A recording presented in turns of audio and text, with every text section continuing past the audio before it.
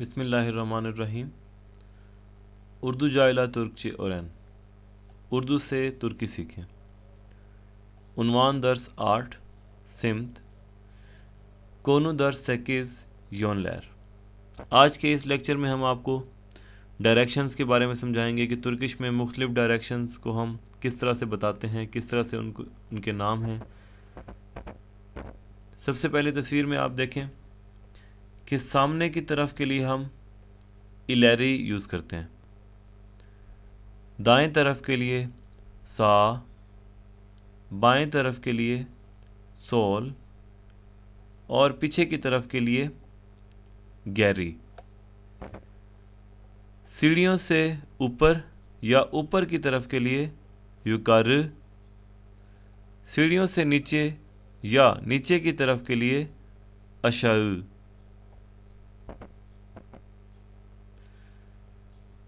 शुमाल के लिए कुज़े, जुनूब गुने, मशरिक दऊ, मगरिब बत। शुमाल मगरिब कुज़े बत, जनूब मगरिब गुने बत, जनूब मशरिक गुने दऊ, शुमाल मशरिक कुज़े दो। इसी तरह से चीज़ों की प्लेसमेंट, कोई चीज़ किधर पड़ी हुई है उसके हवाले से कुछ डायरेक्शंस हैं, सिमत हैं। जैसे साउंदा, दाएं तरफ पड़ी हुई कोई चीज़। सोलुंदा, बाएं तरफ पड़ी हुई कोई चीज़। आरका संदा, पीछे की तरफ पड़ी हुई कोई चीज़। कारश सिंदा, आमने सामने पड़ी हुई कोई चीज़, कोई ऐसी चीज़ जिसका मुंह आपकी तरफ है, कारश सिंदा। एनुंदे, आपके सामने पड़ी हुई कोई चीज़। इस्तुंदे, किसी भी चीज़ के ऊपर पड़ी हुई कोई चीज़, उसको हम इस्तुंदे कहेंगे। आलतंदा, किसी भी चीज़ के नीचे पड़ी हुई कोई भी चीज़, आलतंदा।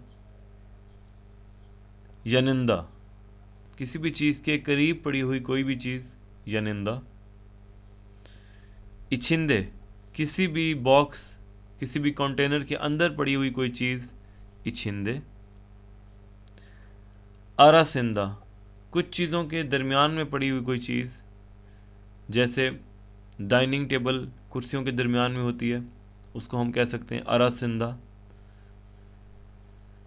ऊपर की मंजिल में या कोई चीज़ ऊपर पड़ी हुई है, दूसरी मंजिल पे, तीसरी मंजिल पे, उसे आप कह सकते हैं शुकार सिंदा। और इसी तरह से अगर आप दूसरी या तीसरी मंजिल पे हैं तो नीचे की मंजिलों में पड़ी हुई कोई भी चीज़ अशा सिंदा के नीचे की तरफ। अब इन सारी डायरेक्शंस को मैंने फिगर्स के ज़रिए समझाने की कोशिश की है, मैं आपको दिखाता हूँ। ये हमारे पास एक कमरे की पिक्चर है, इसमें काफ़ी सारी डायरेक्शंस कवर हो जाती हैं। हम सबसे पहले शुरू करते हैं पहली डायरेक्शन से, सहपा कोलतुक लारिन अरासिंदा। अरासिंदा का मतलब है कि दरमियान में, सहपा टेबल को कहते हैं, और कोलतुक लारिन ये जो सोफ़े पड़े हुए हैं, यहाँ पे ये सोफ़ा पड़ा हुआ है, यहाँ पे दो सोफ़े पड़े हुए हैं। तो सहपा कोलतुक लारिन अरासिंदा का मतलब ये है कि टेबल, ये टेबल है सहपा, ये इस सोफ़े और इन दो सोफ़ों के दरमियान में पड़ी हुई है, तो हम कहते हैं सहपा कोलतुक लारिन अरासिंदा। इसी तरह से बितकिलैर वाजुनुन इचिंदे, बितकिलैर कहते हैं पौधों को, वाजो कहते हैं वाज को, डेकोरेशन पीस को, इचिंदे इनसाइड, उसके अंदर। तो हम कह रहे हैं बितकिलैर वाजुनुन इचिंदे, कि बितकिलैर यानी पौधे वाज के अंदर हैं। शोमिने मासनिन आरकसिंदा, शोमिने कहते हैं अंगीठी को, ये अंगीठी यहाँ पे लगी हुई है, इसको हम कहते हैं शोमिने। मासा टेबल, इसको आप सहपा भी कह सकते हैं। आरकसिंदा पीछे की तरफ। तो आप देख रहे हैं कि टेबल जो है आपके सामने पड़ी हुई है और इस टेबल के पीछे हमारे पास अंगीठी है, तो हम कह रहे हैं शोमिने मासनिन आरकसिंदा, कि अंगीठी वो टेबल की पीछे की साइड पे है या उसकी बैक साइड पे है।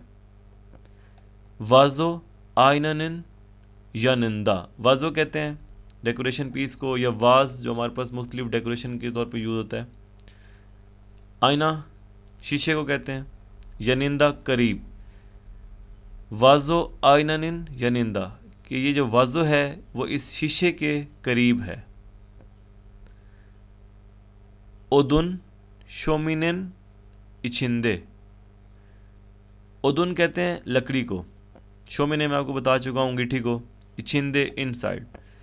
ओदुन शोमिनेनिन इछिंदे कि लकड़ी अंगीठी के अंदर पड़ी हुई है। काने पे मासानन सोलुंदा। कोल्तुगलार काने पे ये सोफ़े के मुख्तलिफ नाम हैं। ये अब 2 सिंगल सोफ़े हैं, इसको हम कहते हैं काने पे।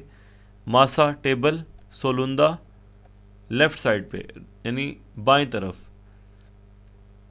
सोफ़े टेबल की दाईं तरफ है, सॉरी सोफ़े टेबल की बाईं तरफ है, सोल कहते हैं बाईं साइड को। और इसके अपोजिट हमारे पास है केने पे मासानिन साउंदा कि जो सोफ़ा पड़ा हुआ है ये टेबल की दाईं साइड पे है, तो दाईं साइड सायुंदा और बाईं साइड सोलुंदा। इसी तरह से तबक मासानिन इस्तुंदे।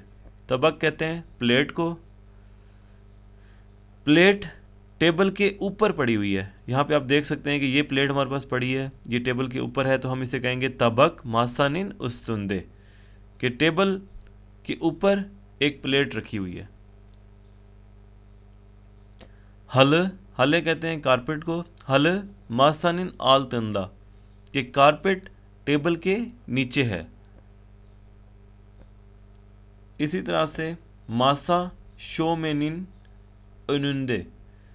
अब पहले मैंने आपको बताया था कि अंगीठी सोफे के अंगीठी टेबल की बैक साइड पे है, तो अब इसके अपोजिट में बताऊंगा कि टेबल अंगीठी के सामने है, तो हम कहेंगे मासा टेबल शोमिनेनिन यानी अंगीठी ओनुंदे उसके सामने कि टेबल अंगीठी के सामने है। अब इन्हीं डायरेक्शंस को मैं थोड़ा सा, इनमें 2 कन्फ्यूजन्स होंगी आपको, कारशी सिंदा में और ओनुंदे में। कारशी सिंदा कहते हैं हम कोई भी चीज़ बिल्कुल आमने सामने, अगर कोई इंसान आपके फेस टू फेस है तो उसे आप कहेंगे कारशी सिंदा, या कोई बिल्डिंग्स आमने सामने हैं तो उसे उनके फेस भी जो है ना आमने सामने हैं तो उसे हम कहेंगे कारशी सिंदा। यहाँ पे मैंने एग्जांपल दी है, ये प्लेयर्स हैं दोनों फिगर्स में, ये दोनों एक दूसरे के आमने सामने हैं यानी इनके फेस टू फेस हैं, तो इसको हम कहते हैं कारशी सिंदा। ओनुंदे क्या होता है, कोई भी चीज़ आपके सामने होना, जैसे हम कभी कतार बनाते हैं तो लोगों के मुंह अपोजिट डायरेक्शन में होते हैं, यानी अगर आप सामने देख रहे हैं तो आपके सामने वाला भी आप आगे की तरफ देख रहा होगा, तो उसे हम कहेंगे ओनुंदे। जैसे यहाँ पे एक एग्जांपल मैंने दी है कि इस बिल्डिंग के सामने कुछ गाड़ियाँ खड़ी हुई हैं, तो ये जो गाड़ियाँ हैं ये बिल्डिंग के ओनुंदे हैं, ठीक है, यानी उसके सामने। इसी तरह से ये भी एक बिल्डिंग है, इसके सामने कुछ लोग तस्वीर बना रहे हैं या खड़े हुए हैं, तो ये भी क्या होगा, ओनुंदे।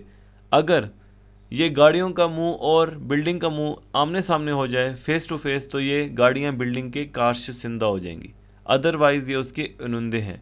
और ये जो लोग सामने की तरफ मुंह करके खड़े हैं, अगर ये बिल्डिंग की तरफ मुंह कर लें तो ये बिल्डिंग के कारश सिंदा हो जाएंगे, ओनुंदे नहीं रहेंगे। तो ओनुंदे और कारशी सिंदा में ये फ़र्क है कि कारशी सिंदा आमने सामने के लिए यूज़ होता है, और ओनुंदे कोई भी चीज़ आपके सामने या किसी भी चीज़ के सामने अगर खड़ी हुई है और उसका फेस टू फेस नहीं है तो उसको हम कहेंगे ओनुंदे। इसी तरह से अरासिंदा और इछिंदे में थोड़ा सा फ़र्क है। अरासिंदा कोई भी चीज़ किसी भी और चीज़ के दरमियान में अगर हो तो उसको हम कहते हैं अरासिंदा। जैसे अब आप देख रहे हैं वॉलेट है, उसके दरमियान में कुछ पैसे रखे हुए हैं, तो ये पैसे उसके अंदर नहीं हैं बल्कि उसके दरमियान में फंसे हुए हैं, तो इसको हम कहते हैं अरासिंदा। जैसे ये किताब है, किताब के दरमियान में कलम रखी हुई है, ये कलम इसके मुकम्मल अंदर नहीं है बल्कि दरमियान में कहीं फंसी हुई है, तो हम कहेंगे अरासिंदा। यानी कलम किताबनिन अरासिंदा या पारा जुज़दानिन अरासिंदा। तो ये दो इसकी एग्जांपल्स हैं। और इछिंदे क्या होता है कि कोई भी चीज़ मुकम्मल अंदर होना, जैसे ये अब एक मैंने पिक्चर लगाई यहाँ पे कि जो छोटा बच्चा है ये डब्बे के अंदर है, तो इसको हम कहेंगे इछिंदे। या एक और फिगर मैंने यहाँ पे लगाई है जिसमें मैंने ये दिखाया है कि कुछ लोग हैं और वो बिल्डिंग के अंदर हैं और बिल्डिंग बंद है, तो इसको हम कहेंगे कि इंसान लार बिनानन इछिंदे, यानी इंसान जो हैं वो बिल्डिंग के अंदर हैं। या हम कहेंगे यहाँ पे एक बच्चा है बेबिक, ये बॉक्स के अंदर है, बॉक्स को कुतु कहते हैं, तो बेबिक कुतुनिन इछिंदे, कि बच्चा जो है वो बॉक्स के अंदर है। तो अरासिंदा और इछिंदे में थोड़ा सा फ़र्क है, और इसी तरह से कारशिसिंदा और उनुंदे में थोड़ा सा फ़र्क है। तो ये फ़र्क आपने देखने अच्छे तरीके से। तुर्किश में मैक्सिमम ये डायरेक्शंस हैं और आपको इन्हीं की ज़रूरत पड़ेगी। तो इंशाल्लाह आगे भी लेक्चर्स में ये डायरेक्शंस के बारे में डिस्कस करते रहेंगे। टेक केयर, अल्लाह हाफिज़।